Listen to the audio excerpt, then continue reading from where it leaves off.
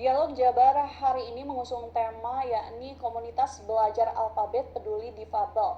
Dengan narasumber yang telah terhubung bersama kami, Ketua Yayasan Bhinneka Smoktekar Lembaga Pendidikan PAUD Terpadu dan SD Karakter Plus Alfabet, yakni Ibu Dewi Mariati SPD SHMAK. Assalamualaikum warahmatullahi wabarakatuh. Selamat sore Ibu Dewi. Waalaikumsalam warahmatullahi wabarakatuh. Apa kabar Bu Dewi? Sehat? Baik, alhamdulillah sehat. Bagaimana Teteh di sana semua di TVRI? Luar biasa sehat. Terima kasih Bu Dewi telah menyempatkan waktunya untuk berdialog, berbincang bersama kami di Jabar hari ini. Sebelum kita masuk mengenai apa saja kemudian kegiatan yang dilakukan, kepedulian seperti apa yang ditunjukkan oleh komunitas komunitas belajar alfabet ini, bisa dijelaskan terlebih dahulu Bu Dewi, komunitas belajar alfabet peduli difabel ini dilatar belakangi oleh apa pembentukannya? Baik, terima kasih Teh. Salah satu upaya pemerintah untuk meningkatkan kompetensi guru dan tenaga kependidikan itu adalah salah satunya adalah membentuk komunitas belajar di satuan pendidikan. Nah, keseriusan pemerintah tersebut dituangkan dalam surat edaran Dirjen GTK yang menyampaikan bahwa setiap satuan pendidikan harus memiliki komunitas belajar dalam sekolah yang berpusat pada pembelajaran murid dengan siklus inquiry. Nah, komunitas belajar di sekolah ini sangat penting sebagai wadah untuk menciptakan kolaborasi dan belajar bersama antar guru. Dan kami bersepakat bahwa pendidikan bagi semua murid merupakan tanggung jawab bersama, bukan tanggung jawab perorangan. Dan sebagai tanggung jawab kolektif, maka setiap kegiatan Kombel itu perlu dihadiri oleh semua GTK. Dan kami di sana berdiskusi lain hal, mencari solusi dari permasalahan yang guru-guru hadapi di kelas. Jadi tidak terlepas dari wali kelas, guru pendamping, dan guru pendamping khusus, kita semua mempunyai tanggung jawab yang sama. Nah, wadah kolaborasi GTK di sekolah ini tidak lain untuk meningkatkan kompetensi pendidik dan membangun budaya belajar bersama yang berkelanjutan di lingkungan sekolah. Yang menjadi misi dari Kombel Alfabet sendiri adalah hanya sederhana sih Teh, didasari oleh rasa kepedulian kami terhadap anak-anak inklusi yang mempunyai hak yang sama untuk belajar. Karena pada hakikatnya pendidikan inklusi berawal dari pendidikan untuk semua anak, tidak diskriminatif terhadap siapapun, termasuk di dalamnya anak-anak yang berkebutuhan khusus. Begitu mungkin Teh. Baik. Berarti Yayasan Bhinneka Smoktekar ini, lembaga pendidikan PAUD dan juga SD-nya sudah menerapkan sistem belajar dan juga pendidikan yang inklusif seperti itu ya Bu? Betul, betul, betul. Ya, sehingga semua jenis disabilitas juga apakah ditampung, tidak terkecuali di lembaga pendidikan PAUD terpadu ini Bu? Oke, jadi begini Teh, pada dasarnya kan ada dua ya, ada sifatnya sementara dan sifatnya permanen. Kalau permanen kita memang terbatas, karena memang kalau permanen seperti tunanetra atau tunarungu mungkin jauh lebih ada sekolah yang memang bisa lebih menerima, contohnya SLB. Namun untuk yang sifatnya hambatan seperti autism, ADHD dan speed delay atau hal hambatan-hambatan yang lain, nah itu yang ditampung di lembaga pendidikan kita. Itu seperti itu Teh. Iya. Kemudian Bu, bagaimana Anda bisa memastikan bahwa pembelajaran dan juga praktik pendidikan yang dilakukan di yayasan Anda itu benar-benar inklusif seperti itu Bu? Ya, pada dasarnya kan ini masih poin 1 ya Teh, atau langsung sudah mau masuk poin 2 nih? Poin 2 boleh Bu. Oke, poin 2 ya. Jadi begini Teh, pada saat anak berkebutuhan khusus masuk ke lembaga kami, itu kan kami juga melakukan identifikasi awal ya. Jadi tidak serta-merta mereka diterima di kita, tapi kita memberikan identifikasi awal untuk mengidentifikasi karakteristik dan kebutuhan mereka. Karena tiap anak itu datang dengan hambatan yang berbeda. Nah, disinilah guru sangat berperan untuk mencapai tujuan pembelajaran, jadi tidak asal tiba-tiba mengajar. Bagaimana anak itu kemudian diidentifikasi, apakah anak tersebut mampu didik, mampu latih, atau mampu rawat.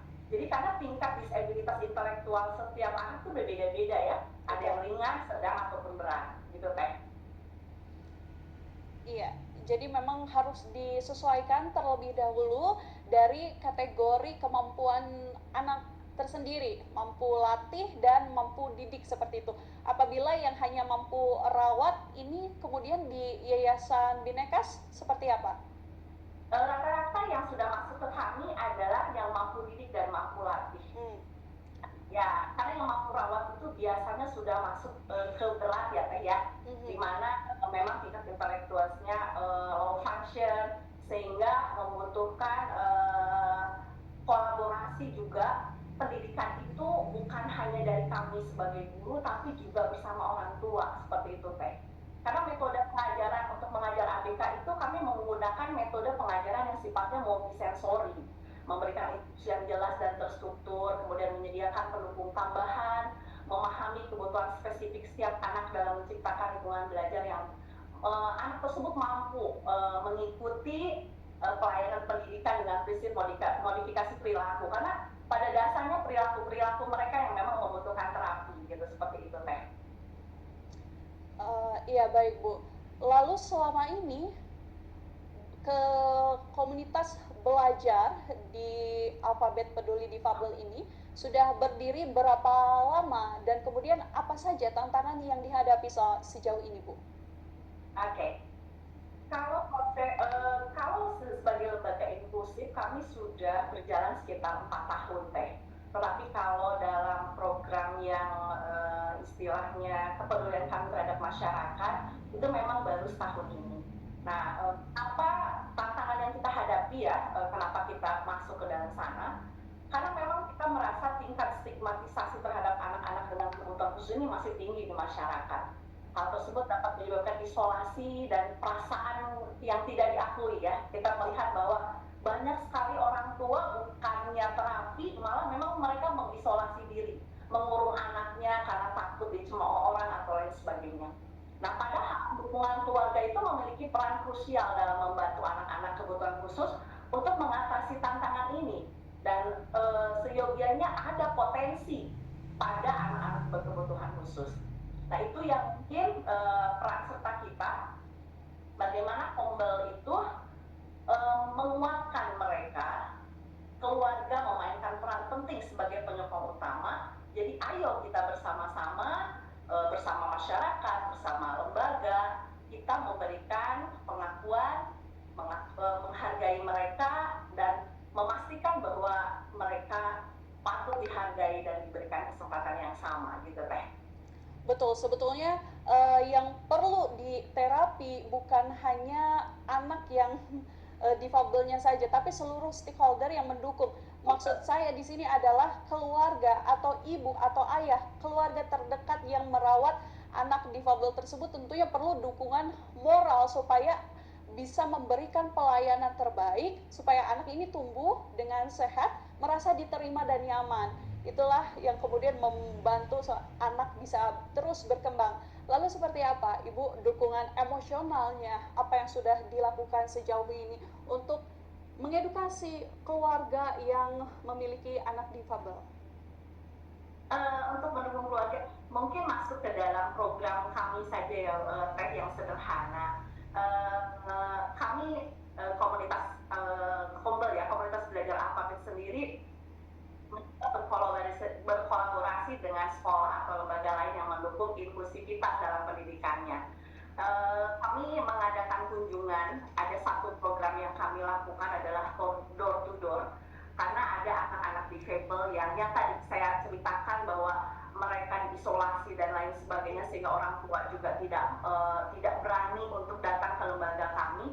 Nah, kebetulan waktu kemarin kita ada program literasi numerasi, nah kita menyambangi salah satu anak difabel, dan kemudian mungkin tadi sudah terlihat di dalam tayangan ya Teh.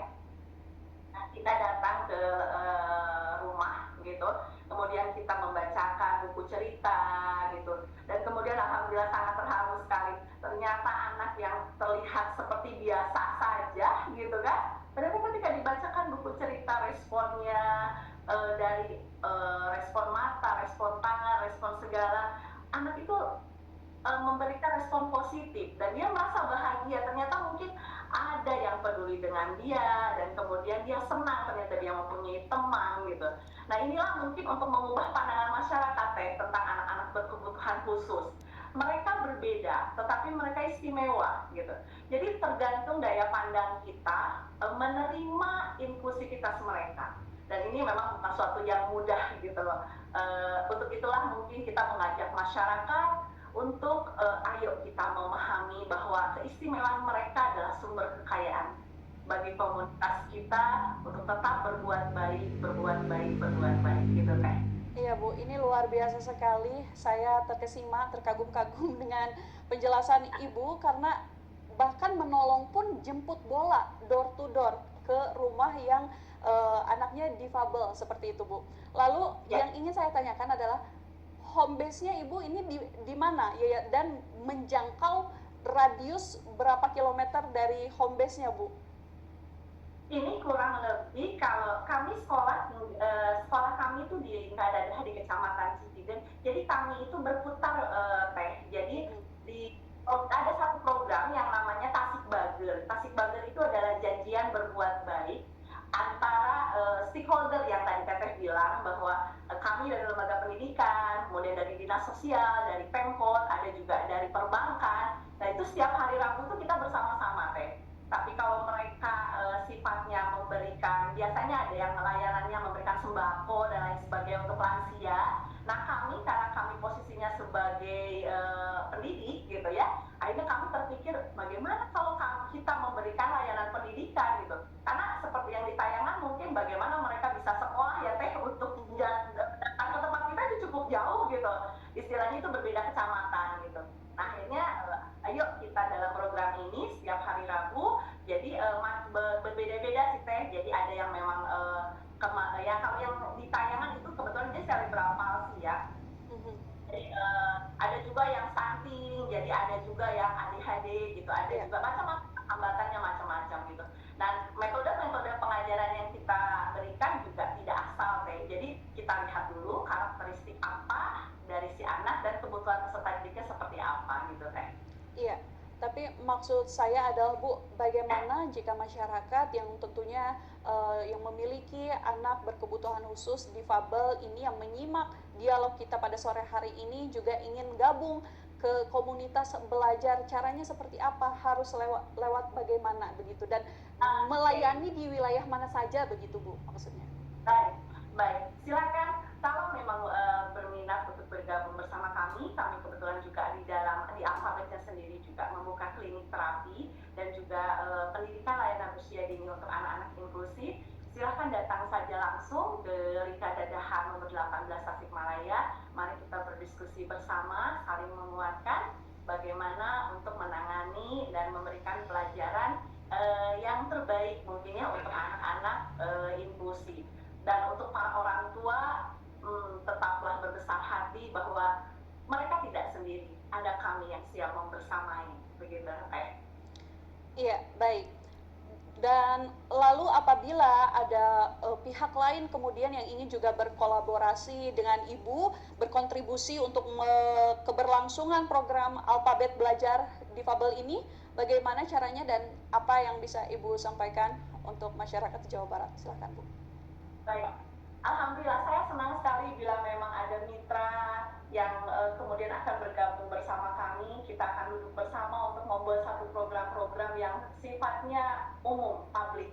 Kalau kita lihat sih sebenarnya pemerintah juga sudah ya memberikan fasilitas umum untuk para difabel, seperti taktil piping di trotoar, rem untuk pengguna kursi roda di tempat umum. Tapi kan itu juga masih minim gitu. Dan kita juga bisa juga melihat fasilitas terjemahan dalam bahasa isyarat di tayangan gitu. Tapi mungkin ada satu harapan buat saya, kedepannya di Kota Tasik ini bisa terbentuk satu komunitas yang peduli difabel, misalnya aku berisyarat gitu ya, bagaimana kita juga bisa hadir masyarakat paham bahasa isyarat dan kita bisa mengajak masyarakat berani berkomunikasi dengan penyandang disabilitas tuli misalkan, jadi teman tuli dan lain sebagainya. Harapan saya ingin juga membuat arena bermain untuk difabel Teh, sehingga bagaimana satu tempat mereka dapat menikmati suasana berlarian sekedar menikmati suasana sore hari gitu ya, mereka mau ke sana. Dan intinya bagaimana kita membangun kepedulian terhadap anak berkebutuhan khusus. Ya. Jadi meyakinkan bahwa mereka punya value, mereka setara, mereka berbeda namun tetap istimewa gitu Teh. Iya, baik. Terima kasih Ibu Dewi Marianti atas informasinya dan juga telah berdialog bersama kami di Jawa Barat hari ini. Semangat selalu dan semoga apa yang diharapkan bisa terwujud secepatnya. Terima kasih Ibu Dewi atas kesempatannya. Selamat melanjutkan aktivitas kembali. Terima kasih.